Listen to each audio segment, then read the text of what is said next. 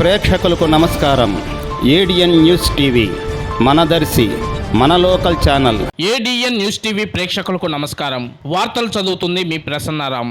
ఒంగోలులోని ఎన్జీఓ భవన్లో ఏపీ విద్యార్థి యువజన జేఏసీ ఆధ్వర్యంలో కర్రేడు రైతుల సమస్యలపై రౌండ్ టేబుల్ సమావేశం నిర్వహించారు. జేఏసీ అధ్యక్షులు రాయపాటి జగదీష్ మాట్లాడుతూ కర్రేడులో ఇండోసోల్స్ ప్రాజెక్టు ఏర్పాటు చేయడానికి తాము పూర్తిగా వ్యతిరేకిస్తున్నామన్నారు. రైతులకు తమ సంపూర్ణ మద్దతు ఉంటుందని వారు ఈ సందర్భంగా ప్రకటించారు. విద్యార్థి యువజన జేఏసీ ఆధ్వర్యంలో మరో ఉద్యమానికి ప్రారంభిస్తున్నాం. ఎందుకంటే ఈరోజు రాజకీయ పార్టీలు ఒకటే, తెలుగుదేశం పార్టీ ఒకటే, వైఎస్ఆర్ పార్టీ ఒకటే, జనసేన పార్టీ ఒకటే, బీజేపీ పార్టీ ఒకటే, రాజకీయ పార్టీలు ఒకటే. ఎలక్షన్ల ముందు ప్రజల మధ్య విభేదాలను రెచ్చగొట్టి మీరు ఆ పార్టీ కోటేయండి, మీరు ఈ పార్టీ కోటేయండి, మీకు వస్తే ఎస్సీ ఎస్టీ బీసీలకు లేదా వెనకబడిన ఓసీ వర్గాలకు న్యాయం చేస్తామంటారు. నేను ఈరోజు ఒకటే అడుగుతున్నా, గతంలో మాజీ ముఖ్యమంత్రి జగన్మోహన్ రెడ్డి గారు కర్రేడు భూములను బిహెచ్ఎల్కి ఇచ్చారు. అక్కడి నుంచి తీసుకొని వెళ్ళిపోయి పక్కన 5,000 ఎకరాలు రామాయపట్నం పోర్టు దగ్గర ఉన్న వాళ్ళకి ఇచ్చారు. ఈరోజు అదే ఇండోసోలార్ కంపెనీకి దాదాపుగా జగన్మోహన్ రెడ్డి గారు మాజీ ముఖ్యమంత్రి, మరి ఆయనకే కాంట్రాక్ట్ నర్రా విశ్వేశ్వర రెడ్డి శ్రీ షిరిడి ఎలక్ట్రికల్ కాంట్రాక్టర్కి ఇచ్చారు. మేము అడుగుతున్నాం, ఈరోజు చంద్రబాబు నాయుడు రాష్ట్ర ముఖ్యమంత్రిగా మీరు ఇక్కడికి వచ్చినప్పుడు కానివ్వండి, యువనేత నారా లోకేష్ వచ్చినప్పుడు కానివ్వండి, మాకు ఒక హామీ ఇచ్చారు. కర్రేడు రైతులకు అండగా ఉంటాం, ఇండోసోలార్ని పంపిస్తామన్నారు కదా.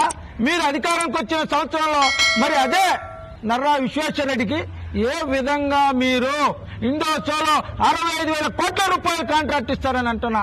ఈ రోజు ఆంధ్రప్రదేశ్ ముఖ్యమంత్రిగా నారా చంద్రబాబు నాయుడు గారు కొన్ని నిర్ణయాలు తీసుకోవాలి, భావితరాలకు భవిష్యత్తు ఇవ్వాలి. ప్రకాశం జిల్లా కర్రేడులో 36 పంటలు పండే దాదాపుగా 100 ఎకరాలను ఈ రోజు ఒక ప్రైవేట్ కార్పొరేట్ సోలార్ ప్యానెల్ ప్రాజెక్టుకి ఏ విధంగా మీరు అప్పగిస్తారని చెప్పి మేము తెలియజేస్తున్నాం. అంతేకాదు, వెంటనే గతంలో శ్రీకృష్ణ కమిటీ చెప్పింది, స్పష్టంగా చెప్పింది, ఆంధ్రప్రదేశ్ లో మరి ప్రకాశం జిల్లా దనకొండలో 36,000 ఎకరాలు ఉన్నాయి, ఆ భూమిని వాడుకోండి, అది ప్రభుత్వ భూమి అని చెప్పింది. మీకు ప్రభుత్వ భూమి అవసరం లేదు, కానీ రియల్ ఎస్టేట్ వ్యాపారం చేయడానికి అంటున్నా. మాజీ ముఖ్యమంత్రి జగన్మోహన్ రెడ్డి గారు ప్రకాశం జిల్లా ప్రజలతో ఆట్లాడారు, నెల్లూరు ప్రజలతో ఆట్లాడారు కాబట్టి ఆయనకి నెల్లూరు జిల్లాలో 0 సీట్లు వచ్చినాయి, ప్రకాశం జిల్లాలో 1 సీట్ వచ్చింది.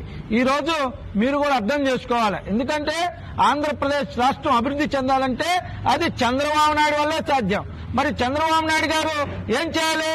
ఒక మాల కార్పొరేషన్ కో, ఒక మాదిగ కార్పొరేషన్ కో, లేదా బీసీ కార్పొరేషన్ కో ఇవన్నీ ఇండోసోలో అంటే ప్రైవేట్ వ్యక్తులకే ఇవ్వాలని రాజ్యాంగాన్ని రాశారా? ఏది 1,000 కోట్ల రూపాయలు వచ్చాయి. ప్రాజెక్ట్ వర్కులు వాళ్ళకే ఇస్తారు, కాంట్రాక్ట్ వర్కులు వాళ్ళకే ఇస్తారు, హాస్పిటల్ అన్ని వాళ్ళే ఉన్నాయి. ఎస్సీ ఎస్టీ బీసీలు మొత్తం అన్యాయం అయిపోవాలి. ఈ రోజు 1,000 కోట్ల రూపాయలు పెట్టుబడి వచ్చే సంస్థ మొత్తం వాళ్ళకే ఇస్తారు అని చెప్పి అంటున్నా. ఏం చేశారు? ఈ ఎస్సీ ఎస్టీ బీసీలకి రిజర్వేషన్ లో ఉద్యోగాలు తప్ప ఏమున్నాయి చెప్పు? ఒక కాంట్రాక్టర్లు ఉన్నారా? ఒక 1,000 కోట్ల కాంట్రాక్టర్లు చూపించండి.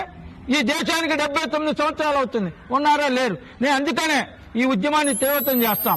మీరు దనకొండకు మార్చాల్సిందే, కర్రేడులో వద్దు.